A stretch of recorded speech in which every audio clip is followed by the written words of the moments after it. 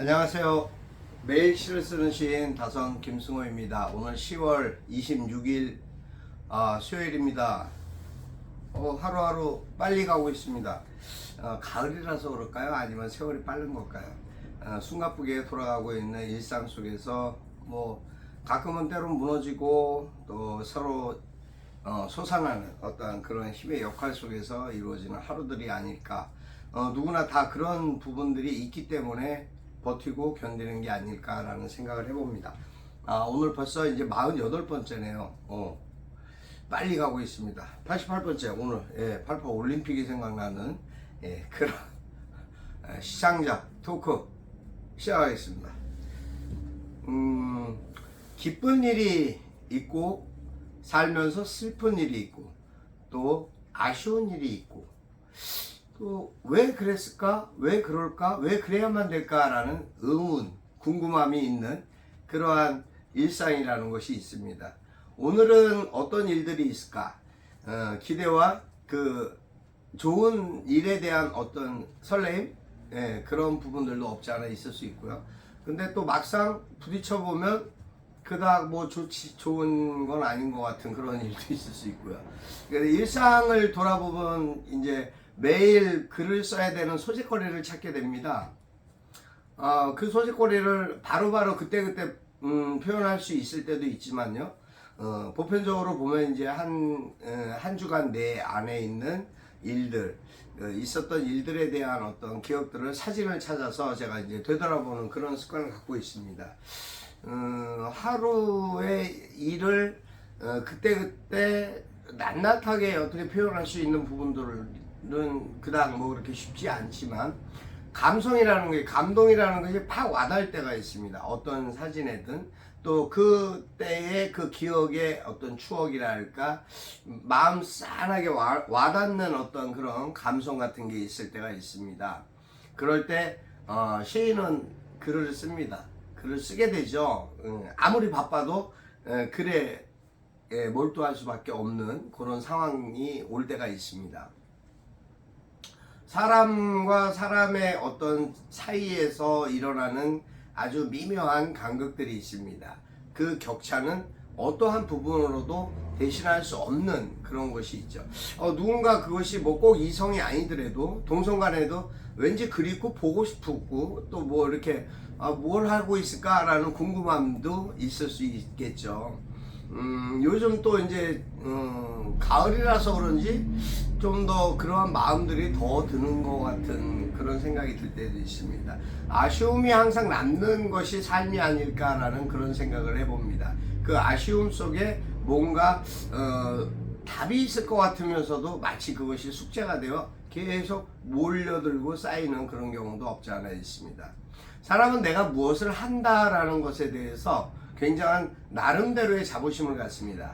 근데 내가 뭘 하겠다라고 하고 제대로 하지 못했을 때 얻어지는 실망감과 어떤 자괴감 같은 것, 그런 것에 또 깊이 빠져들게 되고, 그렇게 되면은 자칫하면 또 우울증이라는 어떤 또 그런 아주 또 병에 걸릴 수도 있는 그런 부분이 있는 것이 인간의 감성이 아닐까 싶습니다. 매일 무언가를 써야 된다라는 강박관념보다는 매일 나는 무엇인가를 쓰고 있다라는 기쁨과 그러한 위로로 저 자신에 대한 삶을 좀 더 희석하고 안 좋은 일도 좋은 일도 같이 이렇게 희석해 버리면서 이왕이면은 좋은 쪽으로 좋은 일을 바라보고 좋은 곳을 향해서 계속 나아가고 있는 그러한 전진하는 모습을 가끔 이렇게 돌아보면서 저를 보기는 합니다.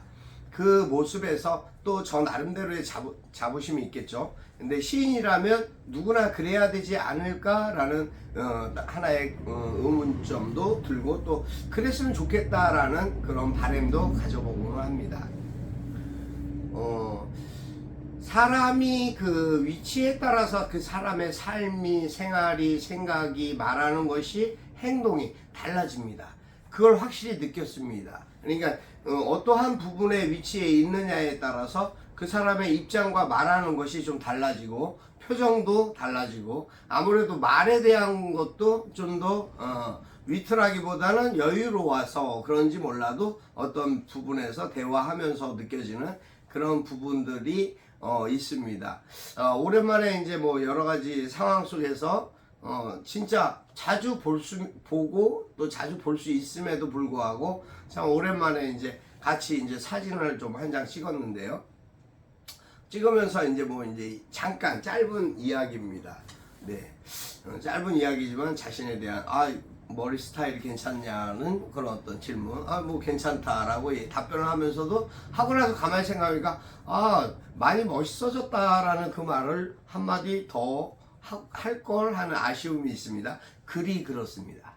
싫어했을 때 내가 무엇을 하겠다라고 하고 그냥 단조롭게 마무리 짓지 마시고 내가 느끼는 감성을 같이 거기에 또 대입해 보면서 좀 더 나은 문장을 찾아보면 그 글이 그것이 시가 더 도드라져 보이는 좀 더 완성도에 가까워지는 그러한 경향을 갖게 되는 것이 시와 마찬가지입니다.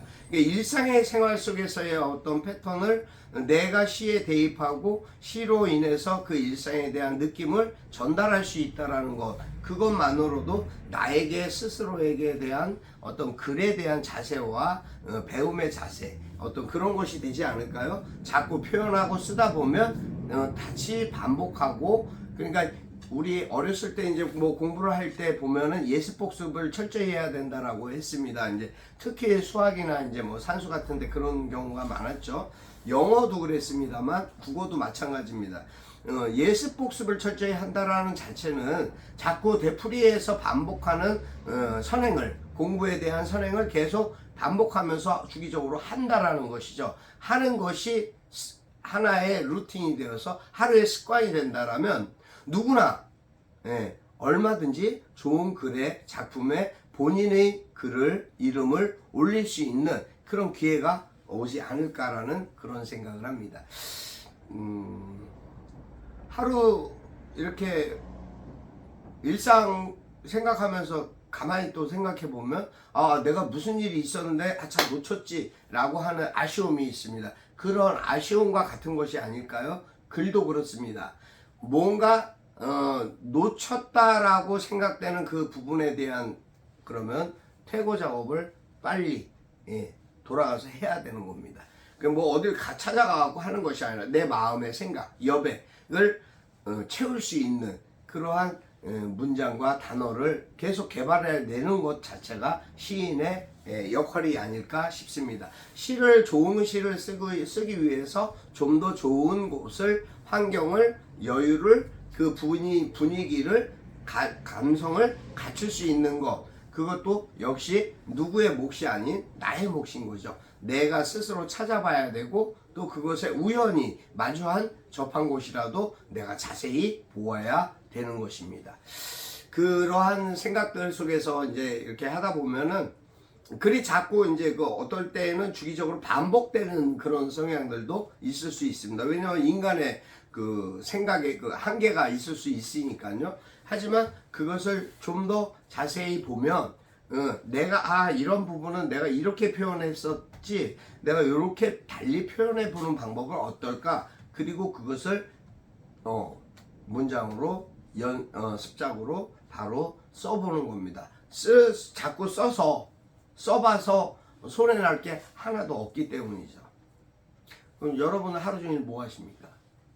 제가 사실은 제일 궁금한 겁니다. 여러분 하루 종일 뭐 하세요? 어떻게 지내세요?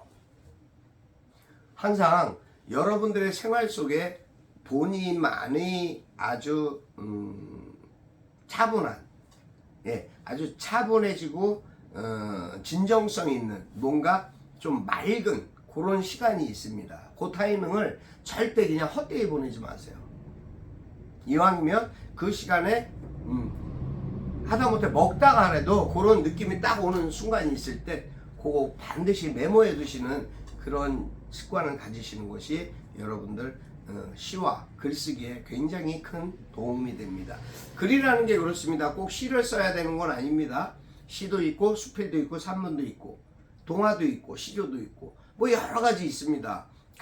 왜 그래야 되냐?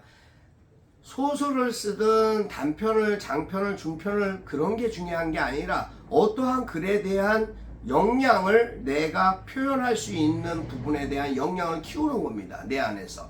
그것이 습작에서 가장 기본적인 위치를 차지하고 있습니다. 자꾸 써버릇하고 생각하고 나열하다 보면 내 안에 있는 나만의 특성, 나만의 특징을 깨울 수 있습니다. 그 잠재력은 꼭 짧게 시를 써야만 된다 라기보다는 여러 어떠한 부분이든 이 문학이라는 것이 그런 것 같습니다. 그 어떤 세분화된 단락들이 있지만 그 부분들에 대한 맛이 있고 멋이 있고 색깔이 있습니다. 저는 그 세 가지를 색채의 삼원색처럼 그래도 맛과 멋과 색이 있다라는 것에 대한 것을 저는 강하게 주창하고 싶은 사람 중에 한 사람입니다.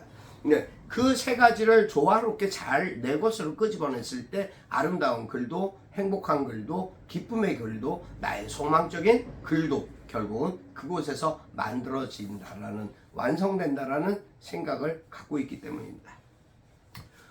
너무 딱딱하죠. 어쨌든 글에 대한 생각을 내가 어떻게 갖고 있느냐에 따라서 글은 실망시키지 않습니다. 여러분들 그런 말 표현 많이 하시죠. 부동산 땅은 사람을 가격에 큰 편차가 없기 때문에 은행보다 낫다. 땅은 부가가치나 어떤 재테크에 기본적으로 땅은 없어지지 않아. 땅은 거짓말하지 않아. 이런 표현을 씁니다. 마찬가지로 저는 그 말을 하고 싶습니다. 글은 절대 거짓되지 않습니다. 글은 절대 변화되지 않습니다. 나만의 글, 나만의 색깔, 나만의 멋을 그곳에 주입했다면 그 글은 정말로 나에게 큰 기쁨을, 행복을 줄 것입니다. 저는 그렇게 생각합니다. 오늘 저는 사실 아름다운 곳에서라는 글을 썼습니다. 낭송해드리겠습니다. 아름다운 곳에서 다선 김승우. 바다향 그윽한 군산의 그곳. 꿈이 있는 이들과의 여행은 단아하고 상큼한 향기를 피운다. 길을 걸으며 맞이한 고래 두 마리 바다로 너와 함께 뛰어든다. 푸른 바다의 그 넓은 자유로 향하고 우리의 꿈과 바람 현실로 이루리라. 그리운 바다 또 가고 싶은 곳 사랑하는 이와 찾으리라. 여기까지입니다. 군산에 갔었습니다. 그곳에서 본 조형물의 고래 두 마리 그래였는데요. 의자 벤치식으로 만들어 놓은 거였는데 정말 그 고래가 향하는 모습이 바다였습니다. 그 바다에 뛰어들고 싶었고 참 아름다운 곳이라 꼭 다시 찾아가 보고 싶은 그러한 설레임을 가졌고 그런 마음을 살짝 묻어놨습니다. 사랑하는 사람과 언제든 한 번쯤은 꼭 같이 가봐야 되겠다라는 그런 생각을 가졌습니다. 오늘 하루도 여러분 기쁘고 행복한 그런 시간 되셨으면 좋겠습니다. 또 이제 일상이 또 바빠지고 분주한 상황들이 있습니다. 일단 오늘 여러분의 짧은 생각과 환한 미소가 어떻게 보면 여러분의 행복을 이끌어갈 겁니다. 여러분 오늘도 행복하십시오. 건강하셔야 됩니다. 항상 자신 있고 힘차게 오늘 수요일도 행복하십시오. 감사합니다. 다선 김승호였습니다.